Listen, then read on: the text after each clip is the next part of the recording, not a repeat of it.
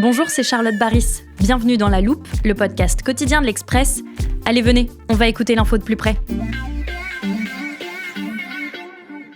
Chaque matin, votre rituel est le même, vous faire couler une grande tasse de café. Viennent ensuite l'allonger vers 10h avec les collègues, l'expresso après le déjeuner, le café au lait dans l'après-midi pour se réchauffer. Certains le préfèrent moulu, d'autres en grains, en provenance du Vietnam ou de Colombie, en capsule ou alors avec une machine italienne. Pour vous, comme pour plus de 9 Français sur 10, pas un jour ne se passe sans boire du café. Et pourtant, vous n'imaginez pas le voyage qu'ont fait ces petits grains noirs avant d'arriver jusque dans votre tasse. Alors je me permets un rapide cours d'histoire. Originaire d'Éthiopie, le café a débarqué en Europe il y a 400 ans, importé par des marchands italiens qui le découvrirent en Orient. D'après la légende, c'est le sultan Soliman qui l'a fait goûter à Louis XIV pour la première fois. L'Autriche, l'Allemagne, la Hollande, l'Angleterre, toutes les cours européennes succombent jusqu'à ce que le café débarque en Amérique. Pour répondre à la demande, la production s'étend à l'Asie, en Inde notamment, et à l'Amérique du Sud, au Brésil et en Colombie. Résultat, 2,5 milliards de tasses sont bues aujourd'hui chaque jour dans le monde. Une habitude de longue date, mais surtout un business chamboulé par le réchauffement climatique et qui pourrait disparaître. Dans cet épisode de La Loupe, on vous emmène au Brésil à la découverte d'exploitations qui tentent de s'adapter alors que des millions de personnes dépendent de la production de cet autre or noir.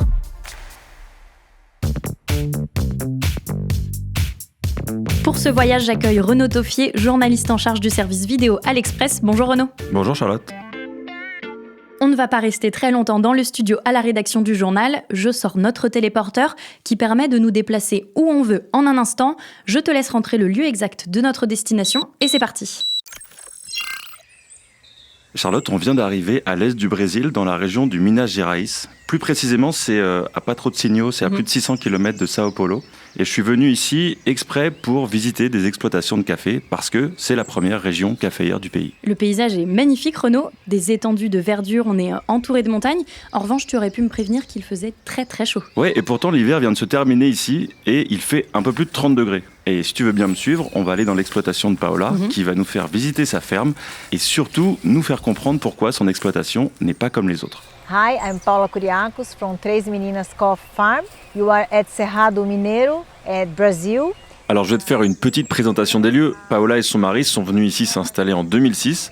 Le terrain il fait 54 hectares, alors ça a l'air beaucoup comme ça de notre point de vue en France, mais c'est petit par rapport à la majorité des exploitations au Brésil. Tu nous emmènes voir là où pousse le café ? Alors c'est juste ici, ces arbres que tu vois là, un peu plus haut que moi, avec les feuilles bien vertes, ce sont les caféiers.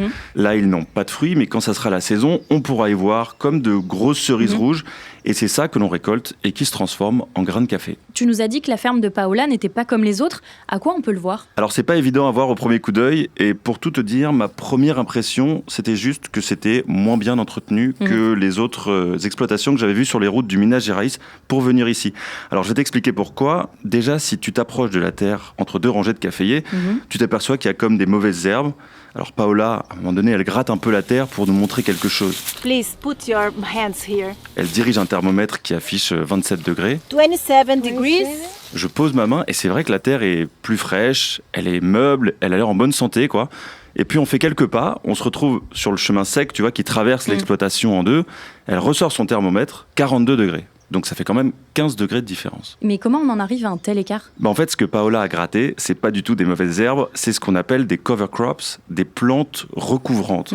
Et là, c'est un mélange de sarrasin et de millet, et ça génère tout simplement une terre plus fraîche, plus enrichie, plus résistante, qui a donc besoin de moins d'engrais et de moins d'eau. Alors sur l'exploitation, on voit aussi plein d'arbres qui ne sont pas des caféiers, mais en fait c'est le même principe, favoriser la biodiversité, rafraîchir l'exploitation, ce qui est d'ailleurs aussi une bonne nouvelle pour les ouvriers agricoles qui travaillent ici dans des meilleures conditions. Je vois aussi, Renaud, qu'il y a énormément de panneaux solaires un peu partout sur l'exploitation. Oui, il y en a des dizaines de l'autre côté d'un bassin de récupération d'eau, et un peu plus loin, tu as même une ruche, parce que les abeilles, au-delà de produire du bon miel pour mettre sur tes tartines juste à côté de ton café, tu vois, ce sont des insectes très sensibles aux changements météo.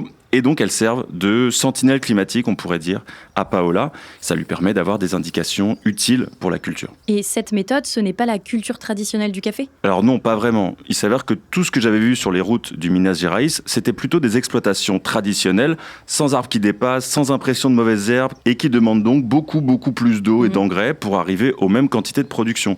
Paola et son mari, en fait, ils ont justement voulu créer leur propre ferme parce qu'ils en avaient assez de cette agriculture-là.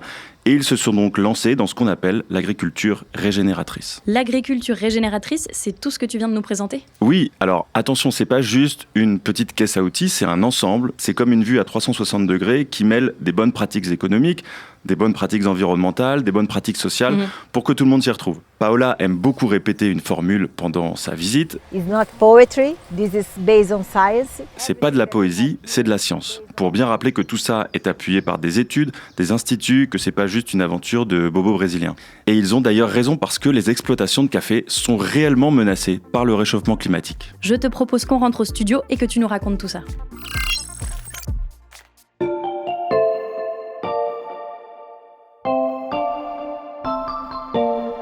Je peux te raconter une autre anecdote, si tu veux, sur Paola, Charlotte. Oui, bien sûr. Elle m'a expliqué que quand ils se sont lancés avec son mari en 2006, on les regardait à l'époque comme des illuminés. Le voisinage n'était pas franchement bienveillant, c'était difficile de changer de méthode, de passer d'une agriculture intensive où on utilise beaucoup d'eau pour irriguer, beaucoup d'engrais, à l'agriculture régénératrice. Mais au fil des années, elle nous dit que les mentalités changent lentement, mais qu'on vient la consulter même parfois maintenant. Bref, que tout ça évolue. Et qu'est-ce qui provoque cette évolution ? Paola, dans son exploitation au Brésil, comme beaucoup de ses voisins que j'ai rencontrés, ont bien vu que les plants s'assèchent année après année. Il y a aussi beaucoup plus d'événements climatiques anormaux qui peuvent anéantir une récolte en quelques heures ou en quelques jours. Au Brésil, il y a par exemple eu un épisode de gel très marquant en 2021 et cette année-là, la production de café a baissé de 7,7%. Alors quand tu sais que le Brésil est de loin le plus gros producteur au monde, on parle de volumes vraiment énormes. J'imagine que ça, ce n'est pas uniquement le cas du Brésil. Oui, pour comprendre, je t'ai apporté une carte que j'ai empruntée au service Monde de l'Express. Je te fais de la place pour la déplier juste ici. Je la décris pour nos auditeurs. C'est une carte du monde avec quelques pays mis en avant. Le Brésil en rouge, la Colombie, le Vietnam et l'Indonésie en orange. Et en jaune, l'Inde, l'Éthiopie, l'Ouganda, le Honduras, le Mexique et le Pérou. C'est tout simplement la carte des principaux pays producteurs de café. Et si tu regardes bien, ils sont tous situés entre les tropiques du Cancer et du Capricorne.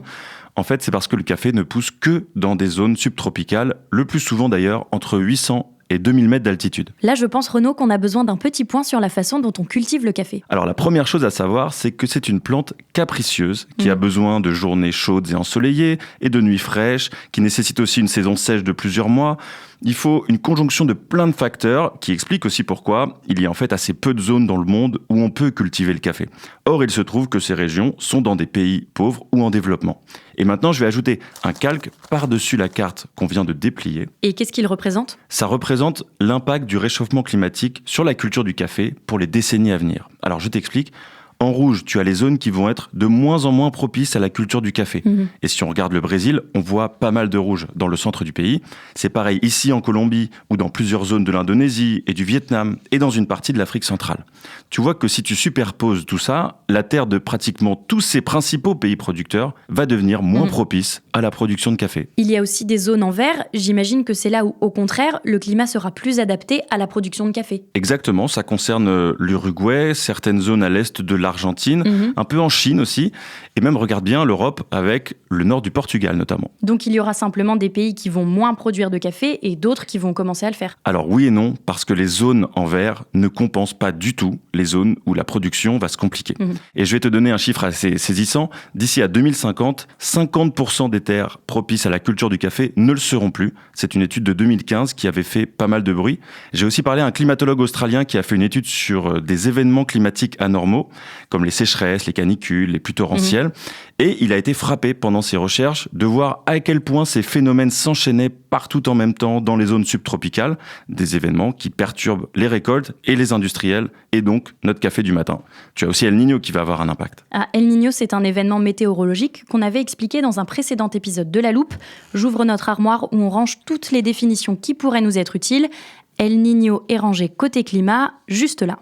El Niño, c'est un événement météorologique cyclique qui augmente la température globale de la Terre. À la base, le retour d'El Niño ne devrait pas en soi être inquiétant, surtout en Europe. C'est un phénomène météo normal, saisonnier. En fait, il vient s'ajouter au réchauffement climatique existant.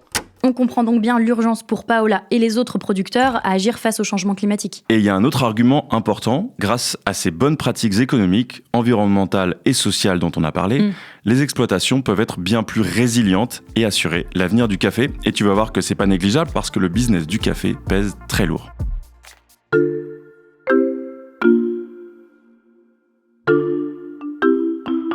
Renaud, après avoir joué au prof de géographie, je te propose d'être notre professeur d'économie et de nous donner quelques chiffres clés sur le secteur du café. Très bien, alors je vais commencer par une première donnée importante, la taille du marché du café qui est estimée à environ 125 milliards de dollars. Et je peux préciser que le café bio représentait seulement 7 milliards de dollars en 2018. Mais il y a une autre donnée plus intéressante pour notre sujet. Laquelle ? C'est que 25 millions de personnes vivent directement de la culture du café dans le monde et le plus souvent ce sont des petits exploitants comme Paola. Donc pour eux, s'adapter au changement climatique, c'est difficile. Changer les outils de production, les processus de production, c'est des investissements importants que beaucoup ne peuvent pas faire. Ou alors, il faudrait déplacer ces plantations plus haut en altitude pour échapper à la hausse des températures. Et ça aussi, ça coûte cher. Et avec seulement une récolte par an, parfois deux, il faut vraiment pas se rater. Sinon, on n'a plus du tout de revenus. Tout ce que tu nous as décrit, est-ce que ça peut avoir des conséquences sur le marché du café ? Alors oui, bien sûr, il y a des raisons de craindre que la production se raréfie à cause du réchauffement climatique et donc que les prix s'envolent. Il n'est vraiment pas impossible que le café devienne un jour une boisson de riche, mais la question c'est quand. Renaud, dans ce secteur, il n'y a pas que des producteurs, mais aussi des grandes marques qui nous vendent les capsules, les grains, les sachets. Est-ce qu'elles agissent pour faire face au changement climatique ? Alors oui, tu as raison de parler de ça parce que c'est aussi toute une industrie qui doit se retrousser les manches et il y a en effet des actions qui sont menées. Nespresso aide par exemple des caféiculteurs à transitionner vers une agriculture régénératrice. Il y a 400 agronomes qu'ils ont recrutés qui épaulent les exploitants à rendre leurs plantations plus résilientes et moins gourmandes en engrais et en eau. Il y a aussi des acteurs du secteur comme Lavazza ou Malongo qui s'engagent sur des trajectoires durables.